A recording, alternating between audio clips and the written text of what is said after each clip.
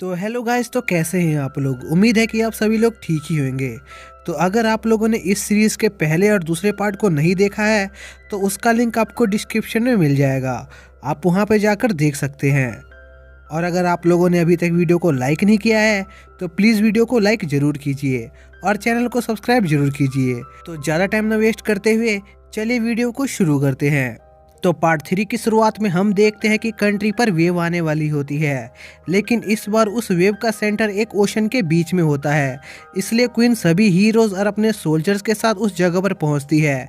तभी वेव शुरू हो जाता है और बहुत सारे मॉन्स्टर्स उन पर हमला करने लगते हैं, जिस पर सभी हीरोज मिलकर उनसे लड़ने लगते हैं। इसी दौरान वहां पर एक आदमी आता है जिसका नाम लार्क होता है और वो गिलास की दुनिया से आया होता है, क्योंकि उसे अपनी दुनिया को बचाने के लिए नाफूमी की दुनिया को ख़त्म करना होगा। और वो आदमी भी अपनी दुनिया का एक हीरो होता है। जिसके बाद लार्क एक झटके में बाकी के तीनों हीरोज़ को हरा देता है और अब सिर्फ नाफूमी बचा होता है।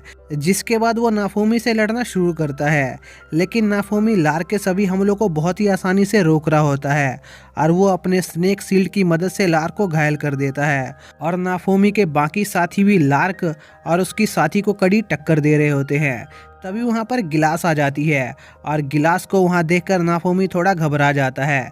तभी वहाँ पर मिली भी पहुँच जाती है और नाफूमी को उसके साथ लड़ने देने को कहती है, जिस पर नाफूमी तैयार हो जाता है। जिसके बाद नाफूमी खुद गिलास से लड़ने का फैसला करता है और अपने बाकी साथियों को लार्क और उसकी साथी को संभालने को कहता है। जिसके बाद उन सभी की लड़ाई शुरू हो जाती है और मिली लार्क की साथी से लड़ रही होती है और फिलो रेप्टिलिया लार्क से लड़ रहे होते हैं और उन्हें अच्छी टक्कर दे रहे होते हैं। और दूसरी तरफ नाफूमी अपनी सोल ईटर शील्ड का इस्तेमाल करके गिलास से लड़ रहा होता है, लेकिन किसी अनजान वजह से गिलास नाफूमी के सामने कमजोर पड़ रही होती है। और कुछ देर बाद नाफूमी समझ जाता है कि गिलास उसकी सोल ईटर शील्ड की वजह से कमजोर हो रही है, क्योंकि नाफूमी की सोल ईटर शील्ड लोगों की सोल को खा लेती है। लेकिन किसी अनजान वजह से नाफूमी की सोल ईटर शील्ड गिलास की लाइफ एनर्जी को भी खा रही होती है, जिससे गिलास कमजोर पड़ रही होती है। इसलिए वो गिलास को हार मानने को कहता है, लेकिन गिलास हार नहीं मानती। तभी लार्क गिलास को एक आइटम देता है जिसे गिलास पी लेती है, जिससे गिलास की पूरी हेल्थ रिकवर हो जाती है और वो नाफूमी को घायल कर देती है। जिस पर नाफूमी अपनी रेस शील्ड का इस्तेमाल करने का फैसला करता है और इस बार वो अपनी रेस शील्ड की थोड़ी सी पावर को रिलीज करता है और गिलास को हरा देता है। तभी वेव का समय भी खत्म हो जाता है और वो दूसरी दुनिया के हीरोज वापस अपनी दुनिया में चले जाते हैं और नाफूमी वो लड़ाई जीत जाता है। जिसके कुछ दिनों बाद क्वीन चारों हीरोज को मिलने के लिए बुलाती है और उन्हें बताती है कि स्पिरिट टोटोरेज नाम का एक जीव वापस से जाग गया है, जो हजारों सालों से सोया हुआ था, जिसे पूरी दुनिया खतरे में आ गई है। इसलिए वो सभी हीरोज को उस मॉन्स्टर से लड़ने को कहती है, लेकिन बाकी के 3 हीरोज उस मॉन्स्टर से लड़ने से मना कर देते हैं और कहते हैं कि उन्हें सिर्फ वेव से लड़ने के लिए बुलाया गया था, इसलिए वो लोग बस वेव से लड़ेंगे और बाकी मॉन्स्टर से उनका कोई लेना देना नहीं है। यह कहकर वो तीनों हीरोज वहाँ से चले जाते हैं। इसी दौरान इरिसिया, जो इत्सुकी की साथी होती है, इत्सुकी उसे खुद के साथ आने से मना कर देता है क्योंकि वो बहुत कमज़ोर होती है, जिससे वो बहुत उदास हो जाती है। जिस पर रेप्टिलिया उसे सहारा देती है और दूसरी तरफ नाफूमी स्पिरिट टोटोएर से लड़ने के लिए तैयार हो जाता है। जिसके बाद हम देखते हैं कि रेप्टिलिया इरिसिया को नाफूमी की स्लेव बनने के लिए उसे स्लेव ट्रेडर के पास ले जाती है, क्योंकि नाफूमी की स्लेव बनने के बाद रिसिया अपना लेवल जल्दी बढ़ा सकती थी। जिसके बाद रिसिया नाफूमी का स्लेव कर्ज खुद पर लगा लेती है। जिसके बाद नाफूमी एक दूसरी मीटिंग अटेंड करता है जहां पर बहुत सारे कंट्री के किंग मौजूद होते हैं। तभी वहां पर एक लेडी आती है जिसका नाम ओस्ट होता है और वो उन्हें बताती है कि उसको दुनिया में आए हुए अभी कुछ ही दिन हुए हैं, क्योंकि स्पिरिट टोटोएस के जागने की वजह से ही वो इस दुनिया में आई है और उसे स्पिरिट टोटोएस के बारे में काफ़ी कुछ पता है। जिसके बाद वो उन सबको बताती है कि स्पिरिट टोटोएस को मारने का एक ही तरीका है, उन्हें सबसे पहले उसे कमज़ोर करना पड़ेगा और उसके दिल को ख़त्म करना होगा। जिस पर वो सभी तैयार हो जाते हैं और एक बहुत बड़ी आर्मी को लेकर स्पिरिट टोरटोइड से लड़ने जाते हैं।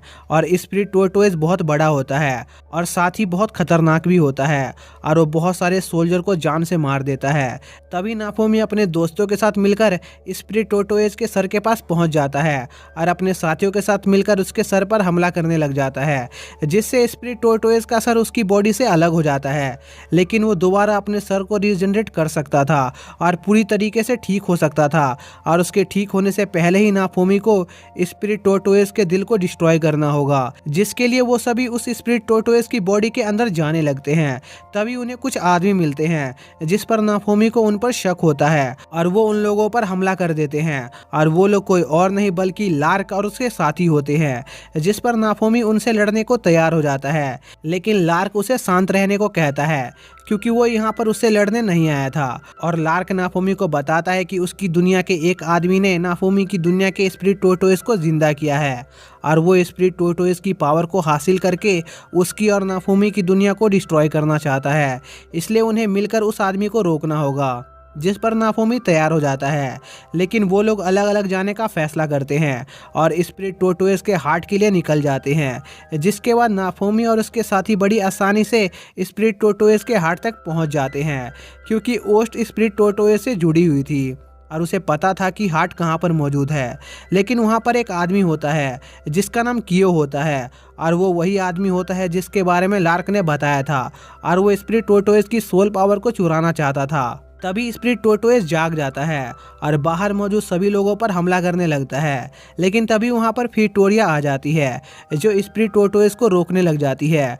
और दूसरी तरफ क्यों ने बाकी तीनों हीरोज को पकड़कर कैद कर लिया था और उनकी पावर को कंज्यूम कर रहा होता है। तभी वहाँ पर लार्क और उसके साथी भी पहुँच जाते हैं और वो नाफोमी के साथ मिलकर कियो से लड़ने लगते हैं। लेकिन कियो बहुत पावरफुल होता है और उस पर उनके किसी भी अटैक का कोई असर नहीं हो रहा होता। लेकिन वो लोग किसी तरह स्पिरिट टोरटोइड के हार्ट को खत्म करने में कामयाब हो जाते हैं और उन्हें लगता है कि वो जीत गए। लेकिन तभी स्पिरिट टोरटोइड का हार्ट दोबारा से रीजनरेट हो जाता है, जिस पर नाफोमी अपनी रे शील्ड का इस्तेमाल करने का फैसला करता है। तभी ओस्ट नाफोमी की शील्ड में अपनी बची खुची पावर डाल देती है, जिससे नाफोमी की शील्ड बहुत पावरफुल हो जाती है और वो स्पिरिट टोरटोइड के हार्ट को खत्म कर देता है। और स्पिरिट टोरटोइड के खत्म होने से ओस्ट भी मरने लगती है, क्योंकि वो स्पिरिट टोरटोइड से जुड़ी हुई थी। और दूसरी तरफ कियो किसी तरह स्पिरिट टोरटोइड की सोल पावर को जमा करने में कामयाब हो गया था, इसलिए वो वहां से दूसरी दुनिया का पोर्टल खोलकर भाग जाता है, जिस पर लार्क भी अपने साथियों के साथ उसके पीछे जाता है। और नाफोमी भी कियो से बदला लेने के लिए अपने साथियों के साथ उसके पीछे जाता है।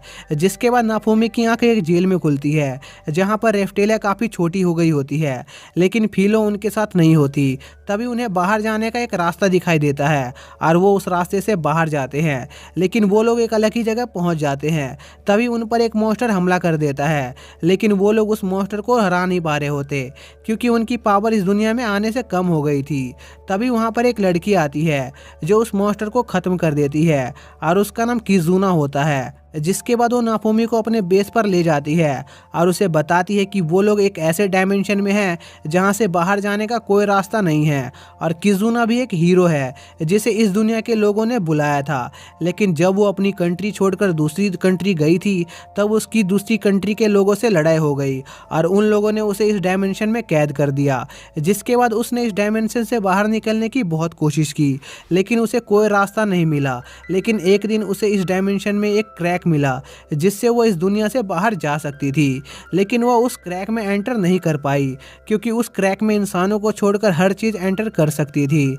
जिसके बाद वो नाफोमी को उस जगह ले जाती है। तभी नाफोमी वहाँ एक पेड़ का सीड लगाता है, जिसके बाद उस सीड से बहुत सारी रूट्स निकलने लगती है और देखते ही देखते वो डायमेंशन टूट जाता है और वो लोग वहाँ से बाहर आ जाते हैं। जिसके बाद किजुना नाफोमी को उसकी कंट्री चलने को कहती है और वहाँ पर जल्दी पहुँचने के लिए वो लोग पास के हावर गिलास का इस्तेमाल करने की सोचते हैं।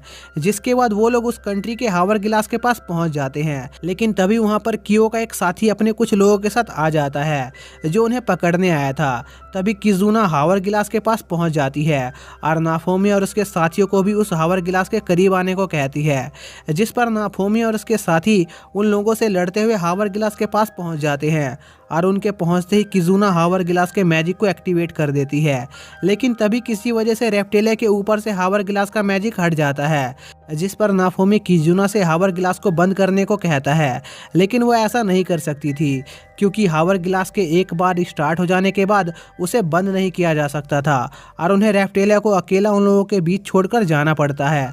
जिसके बाद नाफोमी किजुना को वापस से उस कंट्री में चलने को कहता है क्योंकि वो रेफ्टेलिया को अकेला उनके बीच नहीं छोड़ना चाहता था। जिस पर वो कहती है कि उसका एक साथी उन्हें उस कंट्री में जल्दी पहुंचा सकता है और उसका नाम एथॉन बेल्ट होता है। जिसके बाद वो लोग एथॉन बेल्ट के पास पहुंचते हैं और वहां पर वो लोग रेफ्टेलिया के बाल से एक पेट बनाते हैं जिसकी मदद से उन्हें रेफ्टेलिया की रियल लोकेशन पता चल सकती थी। जिसके बाद एथॉन बेल्ट नाफोमी को एक शिप देता है जिसकी मदद से वो लोग जल्दी से वहां तक पहुंच सकते थे। जिसके बाद वो लोग उस कंट्री में जाते हैं और वहां पर रेफ्टेलिया को ढूंढने लगते हैं। इसी दौरान नाफोमी को फीलो की आवाज़ सुनाई देती है जिस पर वो उस आवाज़ का पीछा करता है। तब वो देखता है कि एक आदमी ने फीलो को पकड़ कर रखा हुआ है। जिसके बाद वो लोग रात में फीलो को छुड़ाने का प्लान बनाते हैं और रात होते ही फीलो को आज़ाद करने जाते हैं। जिसके बाद उन्हें फीलो मिल जाती है जो एक छोटी सी बर्ड के रूप में होती है क्योंकि उस दुनिया में फीलो बर्ड की कोई भी प्रजाति नहीं होती है, इसलिए फीलो रूप बदलने पर उस दुनिया के किसी दूसरे बर्ड के रूप में ट्रांसफॉर्म हो गई थी। जिसके बाद वो लोग फीलो को आज़ाद कर देते हैं, लेकिन तभी उन्हें वहाँ का ऑनर देख लेता है जिस पर नाफोमी उस आदमी को अपने एक मैजिक स्पेल में फंसा देता है जिससे उस आदमी को बहुत तेज आवाज़ सुनाई देने लगती है जिससे वो आदमी पागल हो जाता है। जिसके बाद नाफोमी फिर से रेफ्टेलिया को ढूंढने लगता है। इसी दौरान हम रेफ्टेलिया को देखते हैं जिसे लार्क और बाकियों के साथ कैद कर दिया होता है और वो लोग उस जगह को तोड़कर बाहर नहीं जा सकते थे क्योंकि उस जेल की दीवारें उनकी सारी एनर्जी को कंज्यूम कर रही थी। तभी रेफ्टेलिया एक प्लान बनाती है और वहाँ के गार्ड पर एक मैजिक करती है जिससे उस गार्ड को लगता है कि रेफ्टेलिया और बाकी सब उस जेल के अंदर नहीं है, इसलिए वो चेक करने उस जेल के गेट को खोलता है और वो जैसे ही ऐसा करता है वो लोग वहाँ से भाग जाते हैं। जिसके बाद वो लोग छिपकर उस कंट्री में रहने लगते हैं। इसी दौरान उन्हें कई लोगों की भीड़ दिखाई देती है जो वहां पर एक कंपटीशन देखने आए होते हैं जो एक लेजेंडरी स्वॉर्ड को निकालने की होती है। तभी कियो का वो साथी उस स्वॉर्ड को निकालने की कोशिश करता है लेकिन वो उस स्वॉर्ड को नहीं निकाल पाता। तभी वो स्वॉर्ड अपने आप रेफ्टेलिया के हाथों में आ जाती है क्योंकि उस स्वॉर्ड ने रेफ्टेलिया को अपना मालिक चुन लिया था। जिससे कियो का वो साथी उन्हें देख लेता है और अपने सोल्जर से उन्हें पकड़ने को कहता है। जिस पर रेफ्टेलिया लार्क और उसके साथियों से अलग होने का सोचती है क्योंकि वो लार्क और उसके साथियों को फंसाना नहीं चाहती थी। जिसके बाद भागते भागते रेफ्टेलिया वापस से बड़ी हो जाती है और एक जगह पर पहुंचती है जहां की लड़की रेफ्टेलिया को छुपने की जगह देती है क्योंकि वो लड़की उस लेजेंडरी स्वॉर्ड की पूजा करती थी जो रेफ्टेलिया के हाथ में थी और वो जानती थी कि उस स्वॉर्ड ने खुद रेफ्टेलिया को चुना है। तभी वहां पर कियो का वो साथी आ जाता है और वो रेफ्टेलिया को बाहर आने को कहता है। जिस पर रेफ्टेलिया बाहर जाती है और वो आदमी रेफ्टेलिया को वो स्वॉर्ड उसके हवाले कर देने को कहता है, लेकिन रेफ्टेलिया ऐसा नहीं करती और उस आदमी पर अपने एक स्पेशल अटैक से हमला करती है और उसे हिलने से मना करती है, नहीं तो उसके दो टुकड़े हो जाएंगे। जिस पर वो आदमी एक जगह ही रुक जाता है और रेफ्टेलिया वहां से चली जाती है। तभी उन पर एक बहुत बड़ा व्हाइट टाइगर मॉन्स्टर हमला करने वाला होता है, लेकिन तभी वहां पर नाफोमी अपने साथियों के साथ पहुंच जाता है और रेफ्टेलिया को बचा लेता है। तभी वहाँ पर लार्क भी अपने साथियों के साथ पहुँच जाता है और वो लोग वापस अपनी कंट्री के लिए निकल जाते हैं। जिसके बाद हम कियो के उसी आदमी को देखते हैं जिसे रेफ्टेलिया ने घायल कर दिया था और वो ज़्यादा हिलने की वजह से मर जाता है। जिस पर उस आदमी की साथी लड़कियाँ कियो से उस आदमी को बचाने को कहती है, जिस पर कियो उस आदमी को अपने एक साइंस लैब में ठीक करने ले जाता है। इसी दौरान हम किजुना को देखते हैं जो लार्क और उसके साथियों को बहुत डांटती है क्योंकि उन्होंने अपनी दुनिया को बचाने के लिए नाफोमी की दुनिया पर हमला किया था और किजुना उन सभी को उन वेब से अपनी दुनिया को बचाने के लिए कोई दूसरा रास्ता ढूंढने को कहती है क्योंकि वो अपनी दुनिया को बचाने के लिए किसी दूसरी दुनिया को ख़त्म नहीं करना चाहती थी।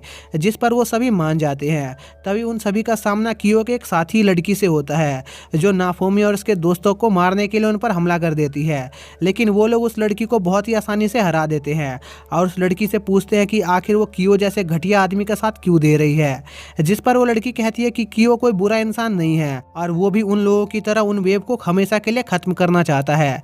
लेकिन तभी कियो वेब को शुरू कर देता है और उस लड़की को एहसास हो जाता है कि कियो ने उसे धोखा दिया है और वो बस दोनों दुनियाओं को बर्बाद करना चाहता है। जिस पर लार्क और उसके साथी उन वेब मॉन्स्टर मॉन्स्टर से लड़ने लग जाते हैं और इस दौरान वो लड़की नाफोमी और उसके साथियों को कियो के बेस पर ले जाती है, जहां पर उनका सामना उन्हीं लड़कियों से होता है जिन्हें कियो ने एक हाइब्रिड बना दिया था।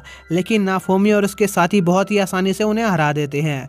तभी उनका सामना कियो से होता है, जो उन पर अपने सबसे पावरफुल मैजिक से हमला करता है, जिस पर नाफोमी भी अपनी नई शील्ड का इस्तेमाल करता है जिसे उसने ओस्ट की पावर से अनलॉक किया था और कियो को हरा देता है। जिसके बाद नाफोमी लार्क और उसके साथियों से अलविदा लेकर अपनी दुनिया में लौट जाता है और इसी के साथ ये सीरीज यहीं पर खत्म हो जाती है। तो दोस्तों, अभी तक इस सीरीज का नया सीजन नहीं आया है, तो जैसे ही सीरीज का नया सीजन आएगा मैं उसको कवर जरूर करूंगा। तो मिलते हैं नेक्स्ट वीडियो में नई सीरीज के साथ, तब तक के लिए बाय।